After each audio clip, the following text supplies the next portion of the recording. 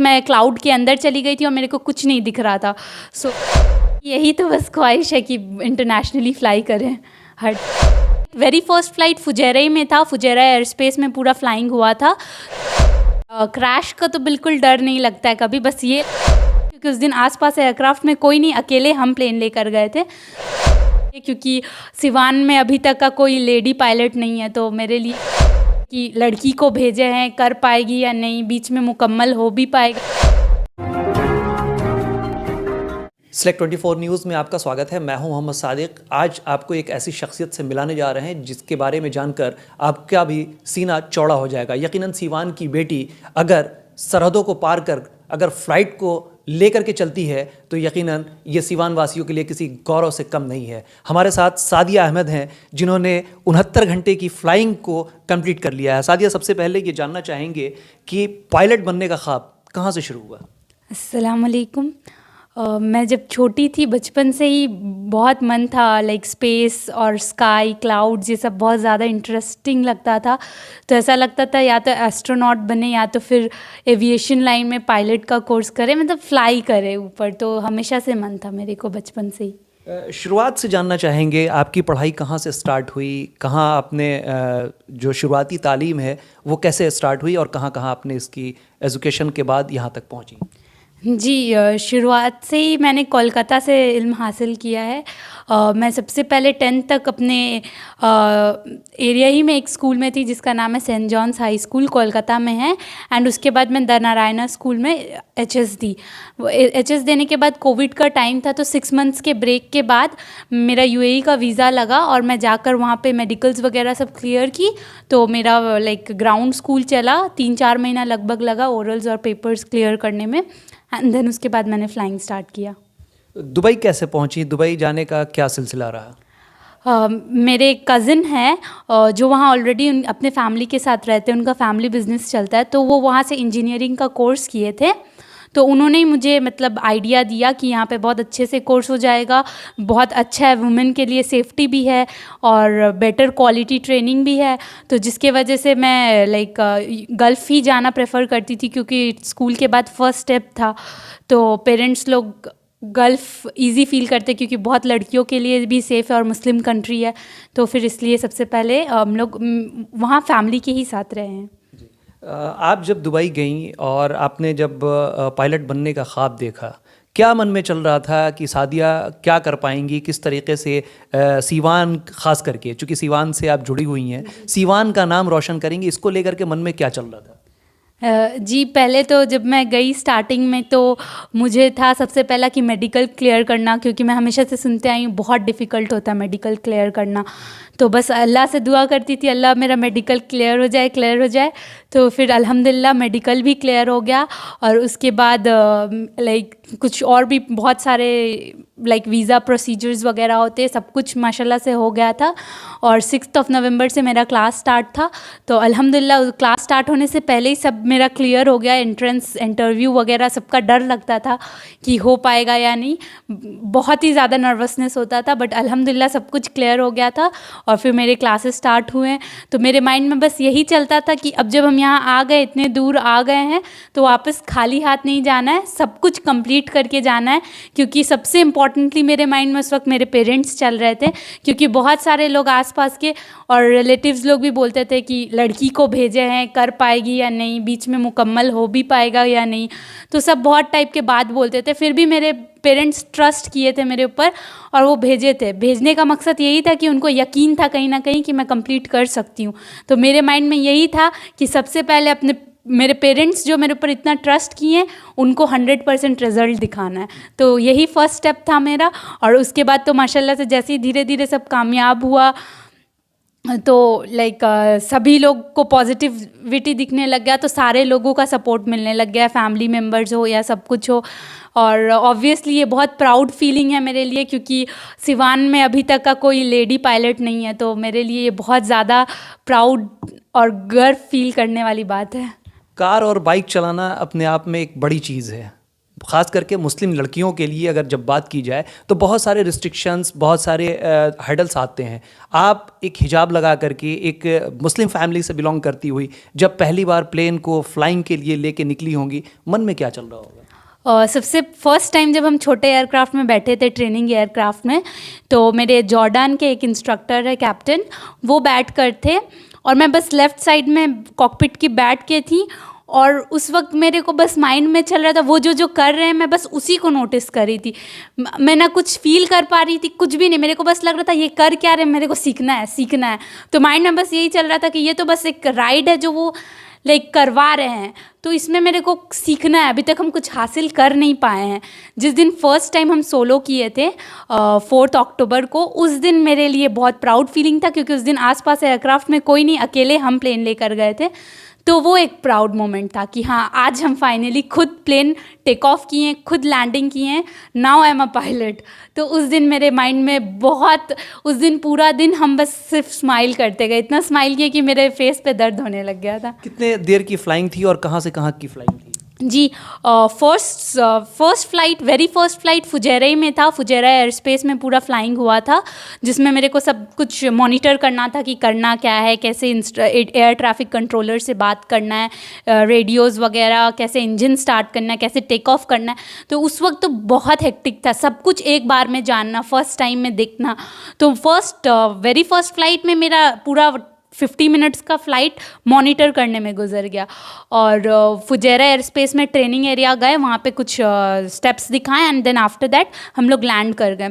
और जो first solo flight था वो सर्किट था, जो एयरपोर्ट में ही, एयरपोर्ट से बाहर भी नहीं जा सकते, टेक ऑफ किए 1500 फीट में एक सर्किट मेंटेन करके खुद से लैंड किए।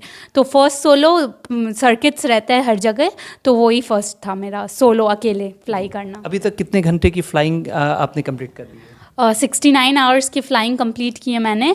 और सोलो भी फ़्लाइट्स लाइक फुजेरा से रासल खेमा, शारजा इंटरनेशनल एयरपोर्ट, ये सारे जगह सोलो अकेले भी लैंडिंग वगैरह की हूँ, ऑन इंस्ट्रक्टर ऑन बोर्ड भी। क्या कभी ऐसी भी ख्वाहिश है कि इंडिया या दुबई से इंडिया, इंडिया से दुबई करने का मौका मिले तो? जी, यही तो बस ख्वाहिश है कि इंटरनेशनली फ़्लाई करें हर जगह, जितना पॉसिबल जगह है। डोमेस्टिक करने के बाद अब क्या टारगेट है, क्या चाहती हैं, किस तरीके से अपने आप को एडजस्ट करना चाहती हैं इस लाइन में? मैं लाइक अभी फ़िलहाल नेक्स्ट मंथ न्यूज़ीलैंड के लिए जा रही हूँ कुछ कोर्स के लिए इंशाल्लाह। तो जैसे ही वो कंप्लीट हो जाएगा तो इंटर्नशिप करके यूएई का ही प्लानिंग है, या तो इंडिया का एयरलाइन में अपना अप्लाई करूँगी तो जहाँ पे वैकेंसी रहा, एंड देन इंशाल्लाह। अभी तो बहुत सारे एयरक्राफ्ट्स आ रहे हैं दुबई में, इंडिया में, सारे जगह प्लेन्स बहुत बढ़ रहे हैं, बहुत इमेंस लेवल के, जैसे कि air India, Indigo. Air India मेरा पर्सनल शौक है बिकॉज टाटा तो सब लोग पसंद करते हैं, पूरे इंडिया में शायद ही उनके कोई हेटर्स होंगे जितने यूथ के लिए उन्होंने किया है। तो I always want to be like under someone who is like him, very sensible person, very down to earth। इतना कुछ होने के बाद भी he is so humble and down to earth, so I want to work in Air India और विस्तारा। अब जबकि ये सारी ख्वाब आपकी पूरी हो चुकी हैं, सारी चीज़ों को आपने अपने नज़रों से देखा है, कैसा फील हो रहा होगा जब पहली बार आप फ्लाइंग कर रही हो? क्या मन में कोई डर था? प्लेन के क्रैश होने की बातें अक्सर आती हैं, इन सब चीज़ों को लेकर के भी कभी मन में कुछ चलता है क्या? जी, क्रैश का तो बिल्कुल डर नहीं लगता है कभी, बस ये लगता है कि कुछ स्टेप्स गलत ना हो जिससे इंस्ट्रक्टर नाराज़ हो जाए, बस इसी चीज़ का डर लगता है। और एक बार मेरे साथ ऐसा भी हुआ था, सोलो में मैं फ़्लाई कर रही थी अकेले फ़्लाइट में, और क्योंकि हम लोग स्टार्टिंग में विजुअल फ्लाई करते हैं, लाइक उस वक्त हम लोग बहुत क्लाउड्स के अंदर नहीं जा सकते हैं क्योंकि IFR तक का मैं पहुंची नहीं थी। तो उस वक्त मैं क्लाउड के अंदर चली गई थी और मेरे को कुछ नहीं दिख रहा था। सो उस वक्त मैं 2-4 सेकंड के लिए घबराई थी और मैं रेडियो कॉल में कॉल दी थी कि I am on inside the cloud, तो आई एम स्टूडेंट सोलो। तो सारे लोग वहाँ डर गए थे, तो उन लोग फुजेरा टावर में कॉल दिए, इंस्ट्रक्टर जो भी हैं, सादी अहमद अकेले हैं, उनसे बात कर ले, बिकॉज क्लाउड में एक बार जो स्टूडेंट विजुअल वाला जाता है वो हमेशा क्रैश कर देता है क्योंकि कुछ दिखता नहीं है सामने का। बट आई वाज लाइक यहाँ तो अल्लाह और करीब है और मेरा साथ देंगे, तो मैं जल्दी से प्लेन को टर्न की पूरा 180 डिग्री इंस्ट्रूमेंट देख के बाहर नहीं देखी, क्योंकि हम लोगों को शुरू में सिखाते हैं बाहर देख के फ्लाई करना, बट मेरे को याद आया कि क्लाउड के अंदर हमेशा अंदर देख के फ्लाई करना इंस्ट्रूमेंट्स को। तो मैं इंस्ट्रूमेंट देख के पूरा 180 डिग्री टर्न ली और अल्हम्दुलिल्लाह क्लाउड से भी निकल गई, एंड देन वापस प्रॉपरली रेडियो कॉल में बात की और उसके बाद वापस से लैंड कर गई प्रॉपरली। तो उस दिन मेरे इंस्ट्रक्टर के लिए बहुत ज़्यादा खुश होने का बात था, और सब लोग आके पूछ रहे थे Sadia Ahmed from India, nice job, good job. तो उस दिन ऐसा लगा कि क्योंकि बहुत ग्रजेस आते हैं सीखने के टाइम में, बहुत ऐसा टाइम होता है ना गलती हो जाता है तो लगता है अब हम कुछ कर नहीं सकते आगे, ऐसा लगता है। अब बस इसी चीज़ का मेरे को डर था कि मैं लाइसेंस हासिल करूँगी या नहीं, क्रैश रश का कभी डर नहीं लगा। तो कॉन्फिडेंस तो और बढ़ गया होगा जब एक बार पहली बार जो बिना किसी इंस्ट्रक्शंस के अगर क्लाउड के अंदर चले गए और वहाँ से वापसी हो गई, देन तो और बिल्डअप कर गया होगा, बूस्टअप कर गया होगा आपका अपना जो अंदर जो चल रहा होगा वो सारी चीज़ें। जी बिल्कुल, उस दिन के बाद से तो और मोटिवेशन मिला। सारे इंस्ट्रक्टर्स जो स्टार्टिंग में लाइक बिल्कुल स्टार्टिंग में तो थोड़ा सा लाइक उतना कुछ नहीं आ पाता है properly up to the mark, तो बहुत सारे मतलब जो स्टार्टिंग में इंस्ट्रक्टर थे वो थोड़ा ये होते थे ये कर पाएगी या नहीं, तो उस दिन उन लोग भी आके मेरे को कॉन्ग्रेचुलेट कर रहे थे। तो मेरे को उस दिन बहुत बड़ा अचीवमेंट लगा, क्योंकि जो लोग सोचते थे I am not a flying material are coming and congratulating me, so it was a big deal for me. Aviation line में मैंने आज तक कोई इंडियन एयरलाइंस की पायलट को नहीं देखा, मैंने मोस्टली सुना भी नहीं। मैं बहुत ज़्यादा फ्लाइट में ट्रैवल करती हूँ जब, तो कभी लेडी पायलट तो हमेशा ही रहती हर फ्लाइट में, बट कोई मुस्लिम लेडी पायलट नहीं। मुस्लिम लाइक जेंटलमैन जो रहते हैं मेल पायलट वो लोग रहते हैं, बट मैंने आज तक मुस्लिम लेडी पायलट नहीं देखा। बट देन एतिहाद, एमिरेट्स, ये सब में सब हिजाब पहन के रहती। इंडियन एयरलाइंस में अभी तक मैंने कोई हिजाबी पायलट को नहीं देखा। अगर इंडिया में आपको जॉब ऑफर मिलते हैं, हिजाब अगर बैन होता है, फिर सादिया का क्या उस पर रिएक्शन होगा? क्या वो ज्वाइन करेंगी या फिर हिजाब को लेकर के विड्रॉ कर जाएंगी?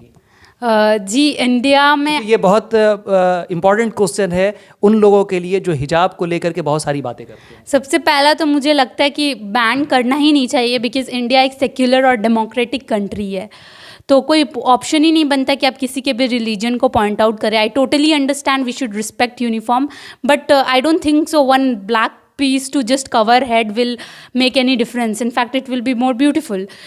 Just like hair, it's one like hijab to cover your head. So I don't think so कि कोई वैसा प्रॉब्लम होना चाहिए। So I don't really think so कुछ प्रॉब्लम होना भी चाहिए, बिकॉज टर्बन्स पहन के भी बहुत लोग करते हैं। सो अभी तक ऐसा कुछ प्रॉब्लम मैंने पर्सनली नहीं देखा, और ऐसे बहुत मुस्लिम लड़कियां हैं इंडिया में, मुंबई में, दिल्ली में, जो मेरी लाइक कलीग्स है, और हम लोग साथ में RTR का एग्ज़ाम्स भी दिए हैं। तो बहुत सारी मुस्लिम लड़कियां, ऐसा नहीं है कि इंडिया में मुस्लिम लड़कियां नहीं हैं जो पायलट नहीं है, बहुत ज़्यादा है। आई थिंक कि बहुत ज़्यादा अभी करना बाकी है। बहुत लोग हैं कंपटीशन में, बहुत ज़्यादा कंपटीशन हाई है अभी, तो मेरे को ऐसा लगता है I am nothing, I am no where, I need to work hard, I need to put more effort. तो अभी तक लाइक ऑब्वियसली जब सब लोग बहुत ज़्यादा रिस्पेक्ट देते तो अच्छा लगता है, बट देन ऐसा लगता है कि नहीं अभी और भी बहुत चीज़ें बाकी, this is not the end. New Zealand कब जाना है, कब से उसकी तैयारी है? जी तैयारी तो चल ही रही है। सो लाइक वीज़ा वगैरह बहुत ज़्यादा लंबा प्रोसेस है, तो उसी में काम चल रहा है। इंशाल्लाह अगर सक्सेसफुल हुआ तो वहीं पे जाना होगा इंशाल्लाह। देन उसके बाद फिर आप किसी इंटरनेशनल फ़्लाइट्स को उड़ाएंगी? जी एक्चुअली न्यूजीलैंड में मेरा लाइक इंटर्नशिप वगैरह रहेगा एज अ फ्लाइट इंस्ट्रक्टर। मैं स्टूडेंट्स लोग को multi engine and single engine planes में सिखाकर आवर बिल्ड कर सकती हूँ, एंड आवर बिल्डिंग करने से लाइक अच्छे अच्छे एयरलाइंस में बहुत चांसेस मिलते हैं। सो फिलहाल यही प्लान है कि 6 मंथ इंटर्नशिप के बाद लाइक मेरा पर्सनल प्लान है या तो इंडिया या तो UAE, ये दोनों कंट्री में से कोई भी एक कंट्री में जाकर लाइसेंस कन्वर्ट करवा के, UAE में होते हैं ना बहुत सारे अच्छे अच्छे एयरलाइंस टाइप रेटिंग करवाते हैं, उसके साथ कॉन्ट्रैक्ट बन जाता है and you fly with that particular airline. So that's my plan कि अगर उस वक्त कोई अच्छे एयरलाइन फ्लाई दुबई या फिर air Arabia as a beginner रहा तो उसमें टाइप रेटिंग करने का। जो मेरे लिए सबसे इम्पॉर्टेंट चीज़ था लाइक दुनियावी हिसाब से, वो मेरे को अल्हम्दुलिल्लाह पूरा मिल गया है। तो बहुत लकी फ़ील होता है कि अल्लाह ताला मेरे को चूज़ किए, क्योंकि जब मेरे इंस्ट्रक्टर एक थे जो लाइक मेरे को ट्रेनिंग दिए फर्दर, उन्होंने कहा कि Sadia when you were in class 1 कितने स्टूडेंट हाथ उठाते थे पायलट बनने के लिए? 40 स्टूडेंट में मैं बोलती थी ऑलमोस्ट 30 स्टूडेंट्स तो बचपन में उठाते ही थे पायलट बनना।